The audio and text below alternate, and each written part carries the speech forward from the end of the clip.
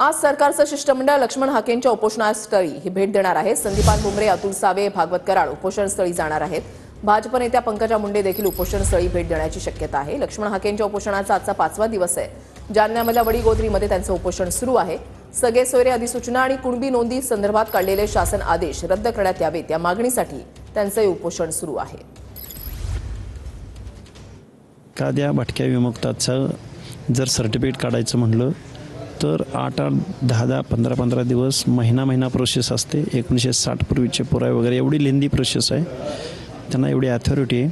त्या लोकांना, भटक्या विमुक्त जातीच्या लोकांना दाखले मिळत नाहीत आणि ही अशी काही शासनानं योजना राबवली की तुम्ही प्राधान्यक्रमानं सर्टिफिकेट देताय। हा फ्रॉड आहे कॉन्स्टिट्यूशनशी। हा हक्क आणि अधिकारांवरती ओबीसीच्या घाला आहे आणि तो शासनाच्या संरक्षणार्थ आहे की जो लोकांनी निवडून दिलेल्या आणि घटनेची शपथ घेतलेल्या लोकांकडून होतोय। यावरती आमचं ऑब्जेक्शन आहे।